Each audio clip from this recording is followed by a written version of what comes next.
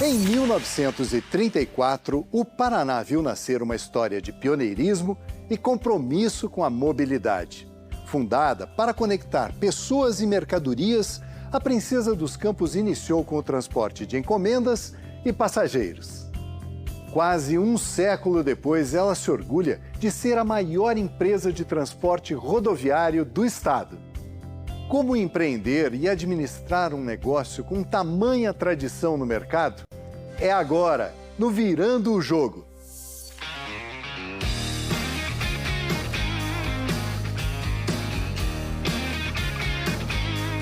O primeiro registro da Expresso Princesa dos Campos foi no ano de 1934.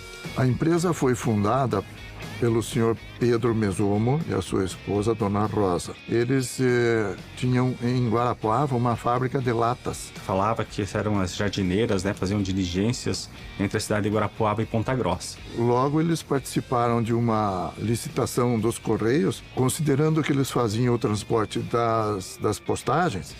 Então, aproveitaram fazer o transporte de pessoas. Hoje, acho que nós somos a empresa de transporte rodoviário mais antiga do estado. Com o falecimento do seu Pedro, os filhos dele, Alberto e Marcílio, que assumiram a empresa. O Alberto Manzomo, ele não tinha herdeiros diretos. Aí ele começou a ver um italianinho que era vizinho dele, de venda de passagem. E ele disse, esse italianinho tem futuro. E um dia ele chegou pro italianinho, seu Terciso Monfron, me compre a empresa. Ele disse, como que eu vou comprar se é muito maior que eu?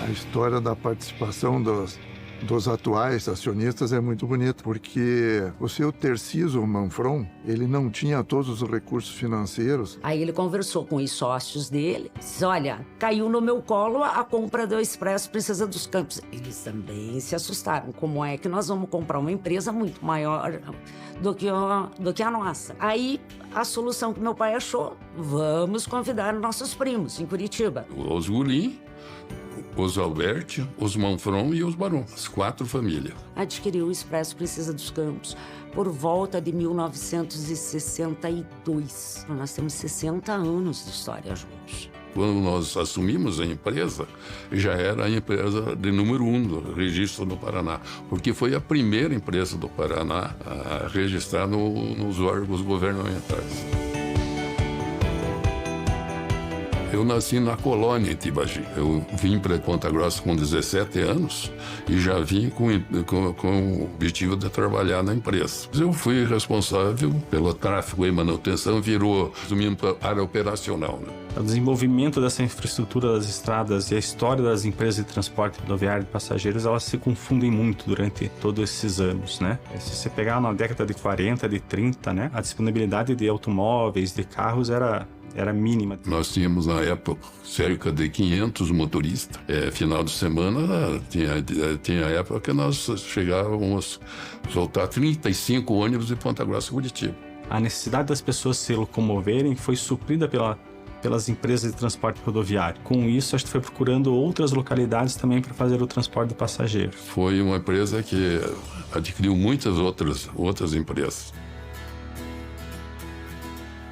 Eu nasci e cresci dentro da garagem de ônibus. Ia lá brincar e eu comecei a trabalhar lá com 24 anos. E eu saí de lá com 50. Foi um trabalho bem árduo. E depois se tornou uma coisa assim, nossa, paixão da minha vida. Quando eu saí, nós transportávamos quase 2 milhões de passageiros por mês. Sou afastado desde 2007. Tem que estar lá que dê conta do recado.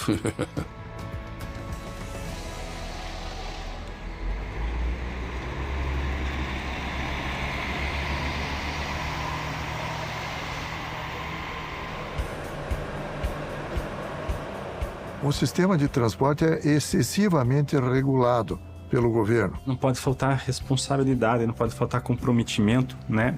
A gente transporta vidas. Para se ter uma ideia, nós temos que informar o governo até a marca do pneu que a gente usa. Então, treinamento dos motoristas, o cuidado com a manutenção do veículo, né? Essa responsabilidade de saber que você está levando um pai de família, uma mãe de família. A renovação de frota é feita primeiro por interesse da empresa e também para atender o contrato com o governo, né? A nossa renovação aqui permite carros, me parece que até 12 anos. Agora, a gente não procura deixar a frota envelhecer, porque senão aumenta o custo da manutenção. Recentemente, compramos 32 ônibus. Esses ônibus são fantásticos. Eles têm sistema de ar-condicionado, sistema de sonorização, a suspensão é maravilhosa, a mecânica é fantástica, o conforto.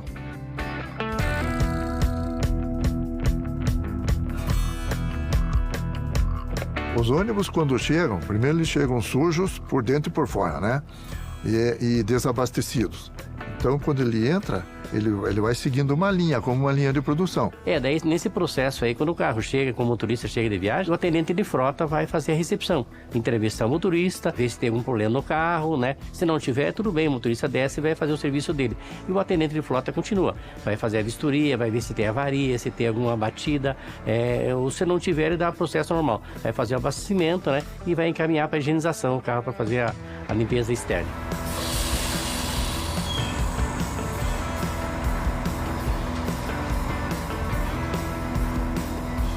Se tiver alguma avaria, ele vai tratar, ele vai fazer um comunicado de avaria, né? A manutenção liberou, ele vai assinar um checklist que o carro está liberado. O diário de bordo vai para o tráfego e está à disposição para a seguinte viagem.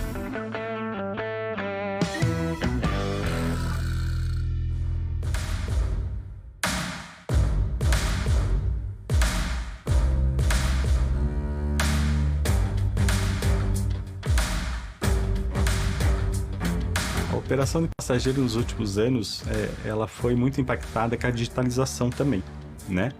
Então, se você pegar 15 anos atrás, não existia venda por internet, não existia, né? Era tudo manual, com papel. Então, nos últimos anos, agora, até o bilhete se tornou um bilhete eletrônico, né? Então, esse avanço tecnológico impacta profundamente, né, a empresa, mudando até o perfil, né, dos passageiros, o perfil de compra das pessoas, a forma que as pessoas adquirem nossos produtos. Mas ainda temos, né, como a gente está tendo bastante interior, bastante cidades pequenas, então hoje dá para dizer que é um mix, né? Temos as pessoas, né, a geração mais nova aí, que faz tudo no celular, que pega o bilhete eletrônico, que embarca, que faz tudo digitalmente, mas nós temos ainda um contingente grande de pessoas que gosta de ir na rodoviária e gosta de ter a passagem impressa na mão.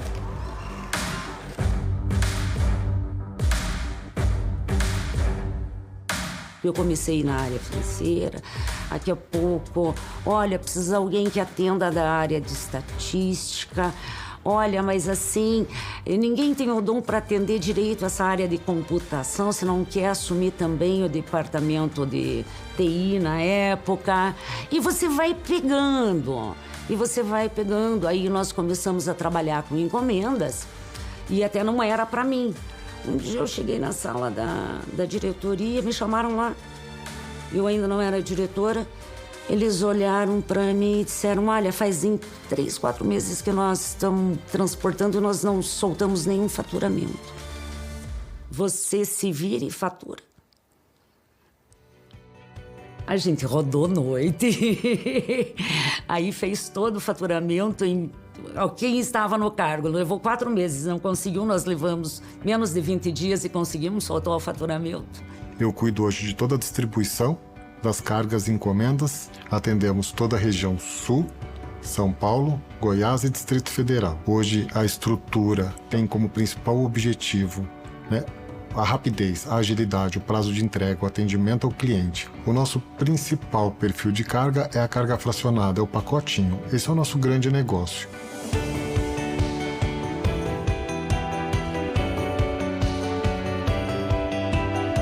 E a junção do caminhão com o ônibus nos permite ser muito mais competitivos, ser muito mais assertivos. A gente consegue ser muito mais rápido. Os nossos ônibus, as linhas, os horários que a gente consegue hoje cumprir dentro do ônibus é um prazo que não existe no mercado de segmento de transporte de carga. E a gente tem essa facilidade e essa combinação que faz com que a empresa fique num prazo diferenciado e seja perfeito o nosso atendimento para o nosso cliente. A empresa está constantemente em evolução, né? A parte do back-office administrativa foi preparada para fazer essas transições, né? Através de novas tecnologias, através de novos sistemas desenvolvidos, adquiridos, né? Então a gente está em constante evolução da parte administrativa para dar suporte para as áreas operacionais, tanto de passagem quanto de encomendas. Essa sinergia entre os negócios, né? A nossa própria área corporativa suportando os mesmos, fazendo isso, né? Olhando para esses negócios como se fosse uma única empresa, né? E proporcionando então uma padronização, né? No aspecto operacional, no aspecto comercial, né? E na gestão em si, né? De toda a companhia. Essa sinergia é fundamental para nós.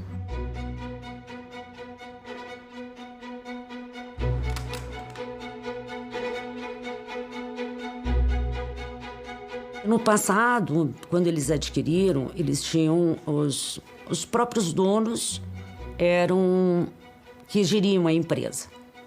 Quando foi passando para a segunda geração, acabou ficando um de cada família. Em 2010 foi criado o Conselho de Administração e a principal objetivo desse conselho era modernizar a diretoria, né, e o primeiro escalão da empresa que estava muito envelhecido, né? Nós tínhamos aqui já diretores com 40, 50 anos de casa. O sistema de governança corporativa prevê a meritocracia dos elementos chaves da diretoria, onde um conselho de administração eleito pelos acionistas avalia o desempenho da diretoria e o desempenho, consequentemente, da empresa. O Conselho do Expresso Princesa dos Campos foi muito discutido dentro de uma filosofia onde os acionistas eles se tornam empresários e não funcionários da empresa. A ideia de trazer profissionais de mercado era trazer novas experiências, trazer novas visões para dentro da empresa, né? Mesclando já com o conhecimento e com todas as competências que os sócios tinham aqui por essas décadas de trabalho. Quando você profissionaliza uma empresa, principalmente que já tem tantos, a família já cresceu tanto, com tantos herdeiros interessados, você evita o conflito familiar.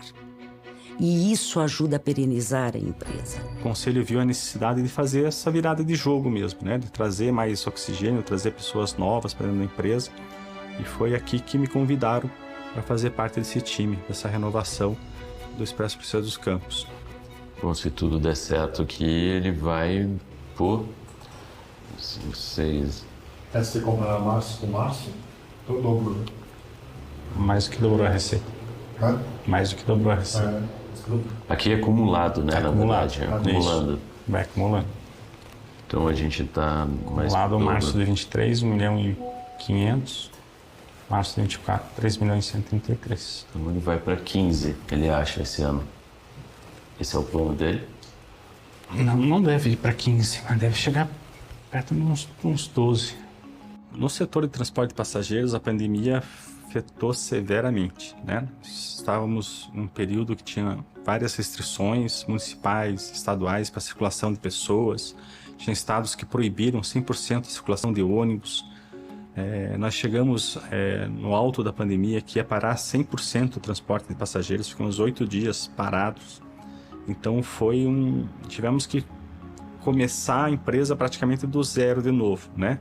E com tudo isso, a gente teve a oportunidade de rever, né? Rever a nossa malha, rever como a gente fazia a operação.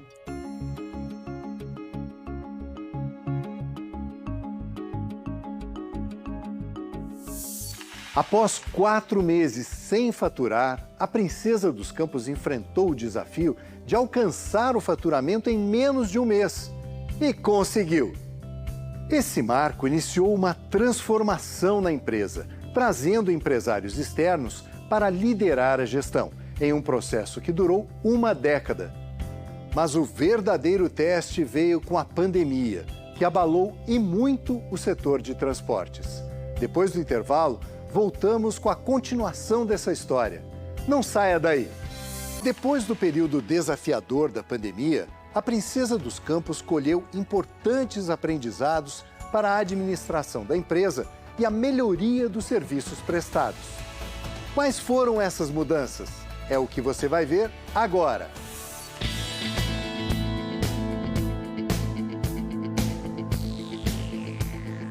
A pandemia, o que ela trouxe para nós de aprendizado se manteve na empresa.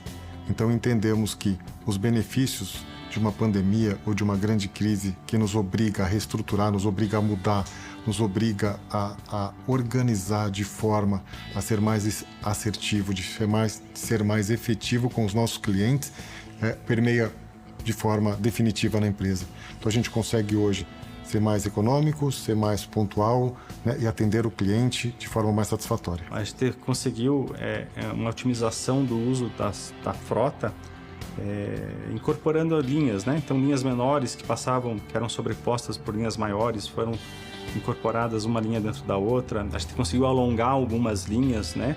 Isso cria uma otimização dentro da empresa, uma otimização de recursos, né? E a gente acabou vendo e criando que tinha, entendendo que tinham passageiros com necessidades de fazer esse deslocamento que não existia antes, né? Quando a gente começou a juntar algumas linhas, que daí eles tinham a possibilidade de fazer a viagem de forma direta, né? Sem fazer conexões.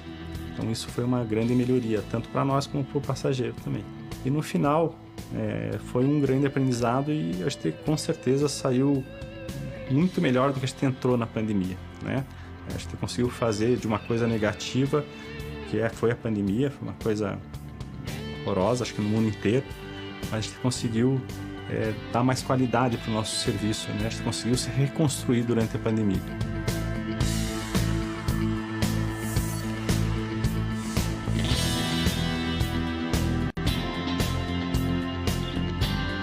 Dentro do Paraná, a gente opera praticamente 22% das cidades do estado do Paraná, né? Uma forte concentração no oeste e no sudoeste do estado. Imagina que a gente deve estar chegando perto de 200 cidades atendidas hoje. Nós temos algumas linhas interestaduais que atravessam o estado também, que saem de Santa Catarina e vão até São Paulo, capital.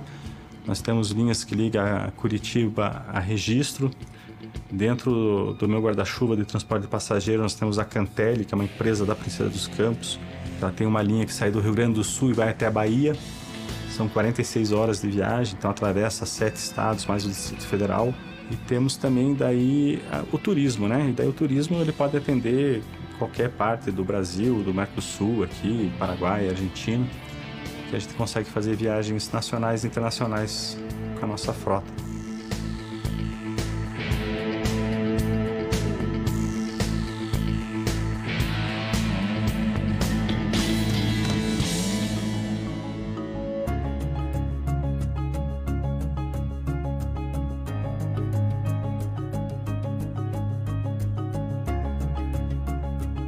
Para quem quer empreender no ramo de transporte de passageiros, eu indicaria conhecer o negócio, que ela conheça todos os trâmites, que ela conheça todos os detalhes, né? Ela consegue empreender só tendo uma ideia na cabeça e se jogando? Consegue, mas vai sofrer mais, vai conseguir, mas vai sofrer mais. Eu acho que ela, hoje, como o mundo da informação hoje está aí, né?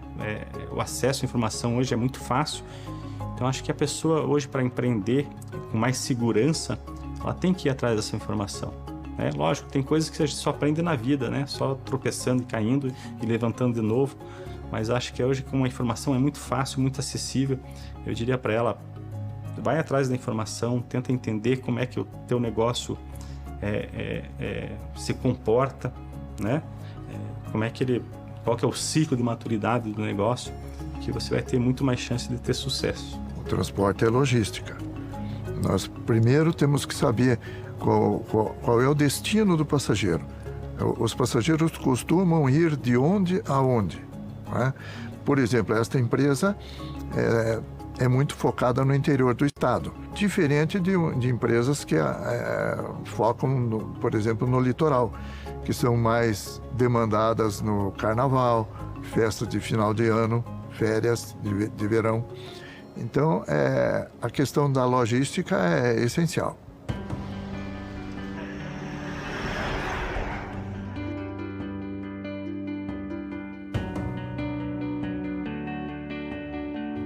O ponto forte da Expresso foi construído nesses 90 anos, né? A confiança que o nosso cliente tem na marca, né? Justamente por isso, pela qualidade do serviço, pelo cuidado que a gente tem com as pessoas, com os nossos passageiros, né? Por eles saberem da responsabilidade que a empresa tem com a vida, né? Eu enxergo o futuro da empresa como sempre foi e vai continuar sendo, sempre em busca de inovação, sempre em busca de mais mercado, né?